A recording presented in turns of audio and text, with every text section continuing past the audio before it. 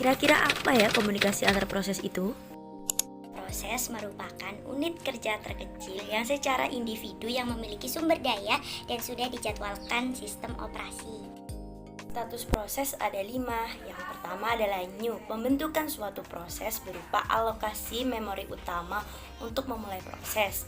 Yang kedua adalah ready, proses yang telah berhasil diinisiasi dan akan ditempatkan dalam antrian penjadwalan proses. Yang ketiga adalah running, instruksi-instruksi yang sedang dieksekusi. Yang keempat adalah block atau waiting, yaitu proses membutuhkan pembacaan dari peranti input atau output. Yang kelima adalah exit, berhentinya proses eksekusi atau biasa kita sebut proses telah selesai. Oh iya, lupa perkenalan. Yuk perkenalan.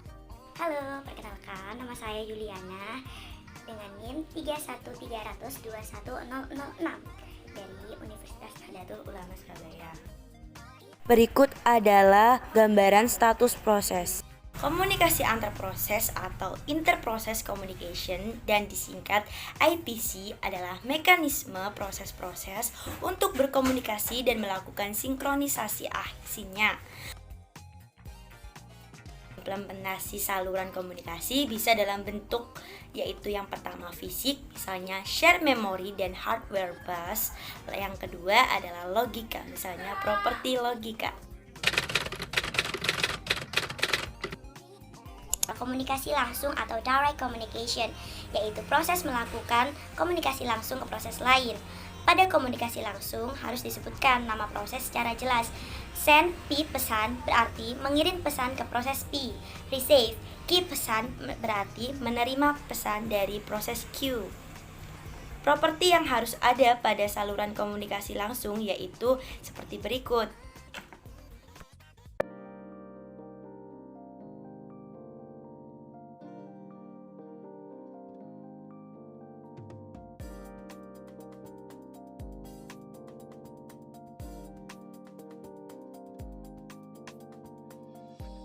Yang kedua adalah komunikasi tak langsung atau indirect communication.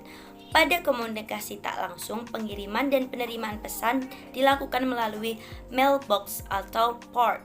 Arti dari mailbox sendiri yaitu suatu objek yang mana pesan-pesan ditempatkan oleh proses dan dapat dihapus. Lalu untuk properti yang harus ada pada saluran komunikasinya yaitu ada 4. Di antaranya seperti berikut.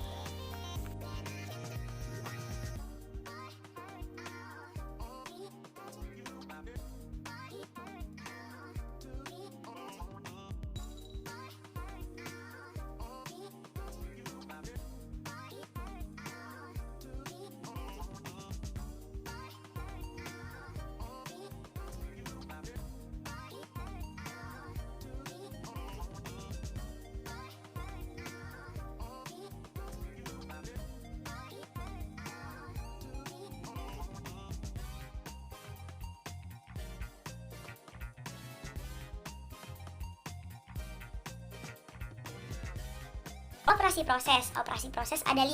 Yang pertama pembuatan proses, kedua penghancuran atau terminasi proses, yang ketiga penundaan proses, keempat pengalihan proses yang disebabkan karena interupsi sistem, trap dan supervisor call yang dijelaskan sebagai berikut, dan yang kelima adalah pengalihan konteks. Sinkronisasi komunikasi antar proses memerlukan place by calls untuk mengirim serta menerima data primitif. Terdapat rancangan yang berbeda pada implementasi setiap data primitif pengiriman pesan karena kemungkinan terdapat blocking atau deblocking, non-blocking yang dikenal dengan sinkronisasi atau asinkron. Buffering adalah pelembutan lonjakan kebutuhan pengaksesan input atau output sehingga meningkatkan efisiensi dan kinerja sistem operasi. Alasan terjadinya buffering yaitu 1. Dalam suatu proses harus menunggu input atau output selesai sebelum proses dilakukan.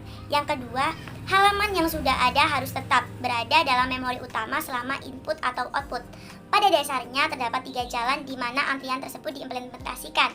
Yang pertama yaitu zero capacity atau kapasitas 0, bounded capacity atau kapasitas terbatas, dan unbounded capacity yaitu kapasitas tak terbatas.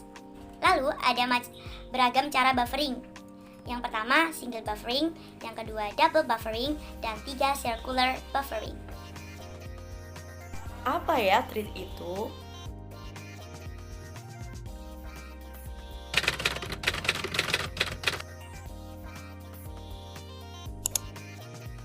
Sekumpulan perintah atau instruksi yang dapat dilaksanakan secara sejajar dengan ulir lainnya dengan menggunakan cara time slice, atau sederhananya treat adalah unit dasar dari pemanfaatan CPU. Biasanya treat juga disebut lightweight process.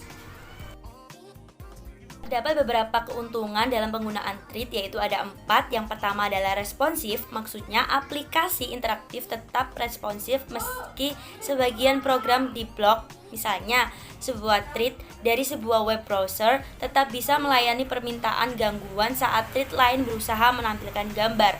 Yang kedua, berbagi sumber daya, maksudnya treat bisa berbagi memori dan sumber daya treat lain yang dimiliki oleh proses yang sama sehingga dapat mengizinkan suatu aplikasi mempunyai beberapa treat yang berbeda dalam lokasi memori yang sama.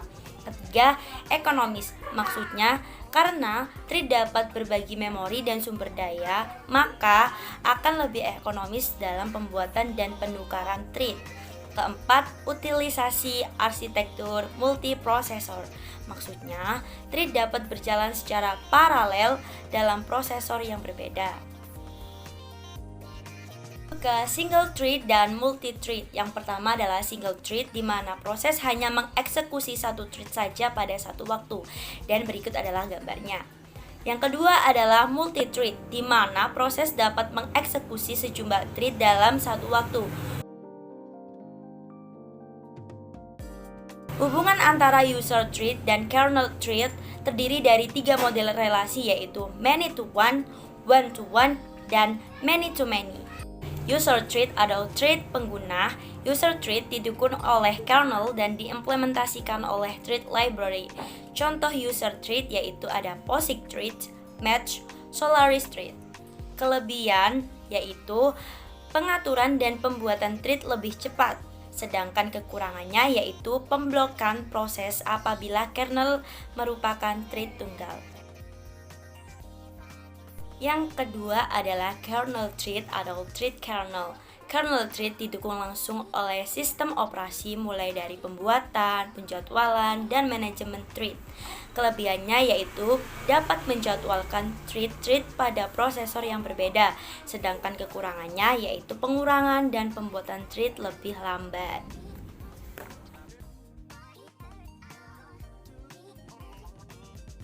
Penjadwalan thread terbagi menjadi 2 strategi, yaitu penjadwalan primitif dan penjadwalan non-primitif. Permasalahan yang biasanya terjadi dalam thread yaitu system call for dan ASIC, signal handling, pembatalan thread, thread local storage, dan scheduler activation. Perbedaan proses dan thread yaitu diantaranya ada pembentukan thread membutuhkan waktu yang cepat daripada pembentukan proses. Yang kedua, lebih mudah dan cepat melakukan switch antar thread daripada switch antar proses. Yang ketiga, thread hampir tidak memiliki overhead, sedangkan proses memiliki overhead. Sekian penjelasan saya mengenai materi komunikasi antar proses dan thread pada mata kuliah sistem operasi. Wassalamualaikum warahmatullahi wabarakatuh. Jangan lupa di like ya dan di subscribe.